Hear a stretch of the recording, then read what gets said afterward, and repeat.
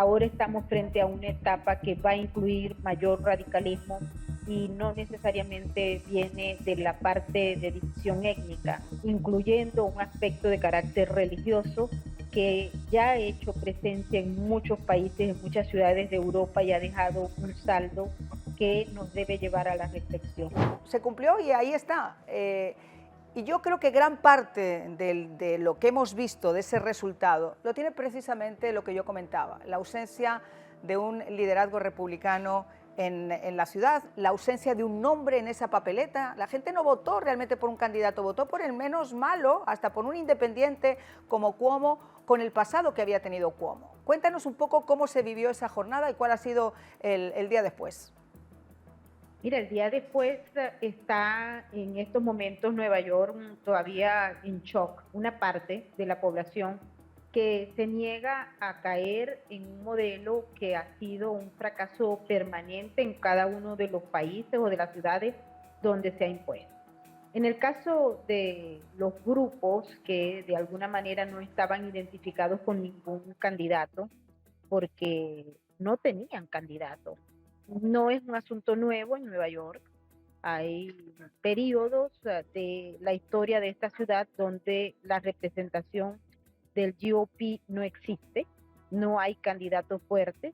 Recuerden que en el caso del Partido Demócrata, ellos ocupan aproximadamente un 85% de los inscritos para votar en la ciudad de Nueva York, en los 5 condados, y el Partido Republicano, luego de los triunfos del siglo pasado, no ha logrado remontar y no tiene representación como por ejemplo para parar los cambios que se han hecho desde el punto de vista electoral, desde el punto de vista de la estrategia o los sistemas que se utilizan y sobre todo un tema que es muy particular y que genera bastante confusión a la hora de tocarlo, y es que en la medida en que se ha venido aplicando esa agenda woke, esa agenda progresista, en esa misma medida se ha venido transformando todo el modelo para escoger los representantes. Aquí no se requiere, por ejemplo, un ID a la hora de votar, no se requiere y no hay un sistema de seguridad que le permita al votante tener una garantía de transparencia, y eso ha sido denunciado en múltiples oportunidades. De hecho, aquí se aprobó una ley que luego afortunadamente fue eliminada o bloqueada por un juez de apelaciones que le permitía a la gente que venía a visitar Nueva York en menos de 30 días poder participar en las elecciones sin necesidad de ser ciudadano o no.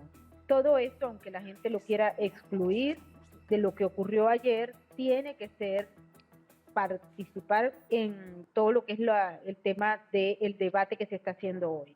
¿Qué es lo que en los círculos conservadores se está discutiendo? Lo que tú has planteado en relación a la ausencia de liderazgo. Mariana, aquí tenemos una vejez del liderazgo demócrata y tenemos una vejez en el liderazgo republicano que no logra remontar.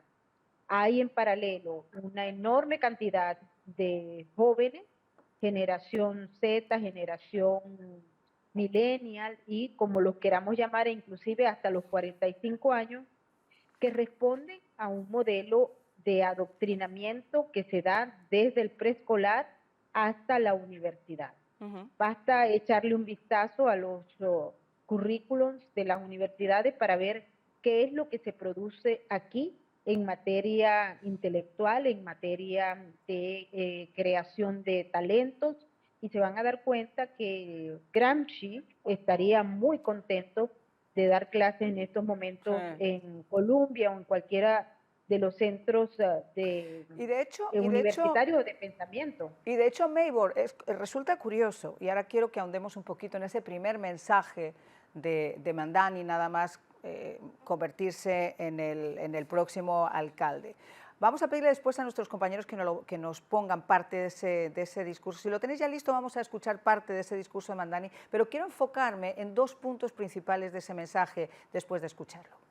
New York will remain a city of immigrants, a city built by immigrants, powered by immigrants, and as of tonight, led by an immigrant. So hear me, President Trump, when I say this. To get to any of us, you will have to get through all of us. So Donald Trump, since I know you're watching, I have 4 words for you. Turn the volume up. Fue un mensaje directo hacia Donald Trump, y Donald Trump insistió, como muchos analistas, que él no estaba en la papeleta, no era una elección de Donald Trump. Sin embargo, no podemos rasgarnos las vestiduras y pensar que la actuación del Partido Republicano fue sensacional, porque él lo ha dicho, su política va a seguir siendo la política de un musulmán, de un inmigrante musulmán, que tiene además animadversión hacia los judíos, ha tenido una política antisemita muy marcada desde el comienzo, incluso antes de su campaña, en eventos públicos, etcétera, y además muy socialista, como yo decía al comienzo, en la cuna del capitalismo. Es decir, va a ser un choque absolutamente inmenso, donde no hay que perder de vista ese primer mensaje del día de ayer, con referencia a las universidades, de lo que tú estabas diciendo. Dijo, vamos a contratar más profesores, vamos a blindar nuestra educación. Claro, cuando uno escucha eso, dices, ¿hacia qué lado vas a blindarla? Al lado comunista, al lado marxista y al lado progresista, que es exactamente lo mismo. Hay que entender que el Partido Republicano en Nueva York, en los 4 condados, no ha logrado remontar desde hace mucho tiempo. Este siglo XXI, lo que llevamos, ha sido de consolidación de las ideas radicales de izquierda en todos los centros de pensamiento, en el sistema educativo y, por supuesto, en todas las políticas.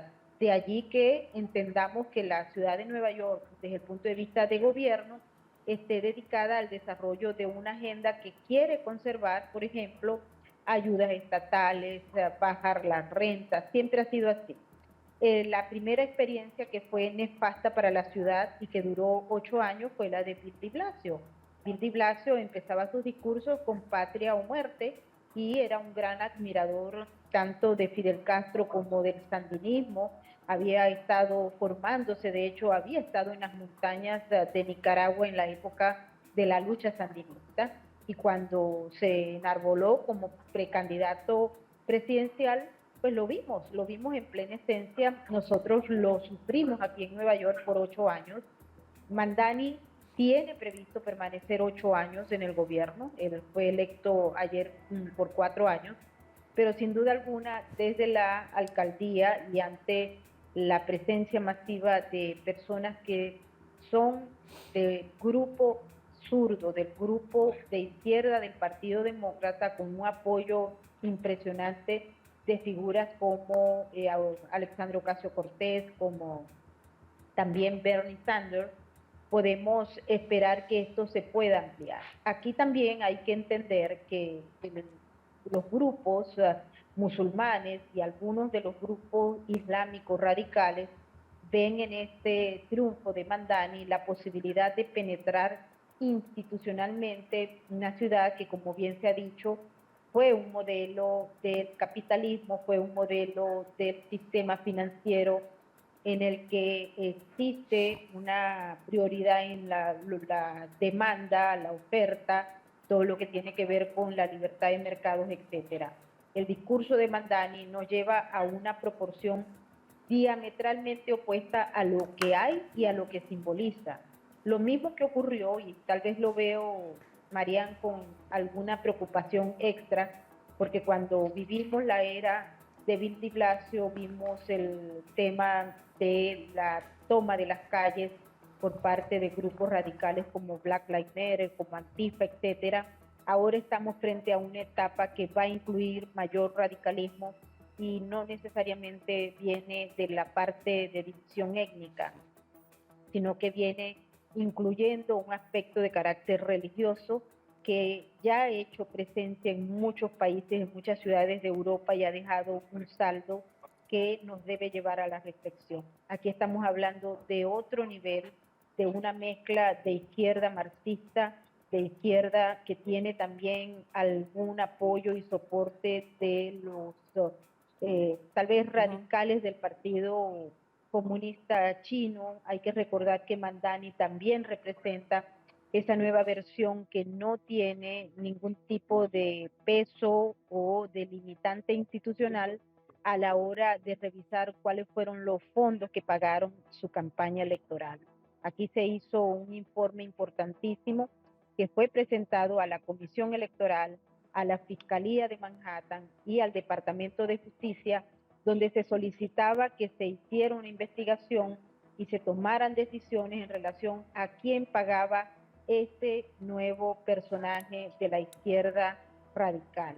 Y no se tomaron ningún tipo de acciones, es decir, que hubo pagos externos de grupos que están vinculados al Partido Comunista Chino, al Medio Oriente, a países que son hostiles a los Estados Unidos desde el punto de vista de la geopolítica y de la guerra que se está llevando a cabo, pero no hubo una respuesta institucional porque pareciera que en el marco de lo que estamos viviendo, al menos aquí en la ciudad de Nueva York, la institución ya está comprometida y estaba latente y pensante en poner a este individuo, que repito, es muchísimo más preocupante en función de lo que hemos tenido. Históricamente, esto es lo más preocupante que hemos tenido en el desarrollo de lo que podría llamarse la izquierda.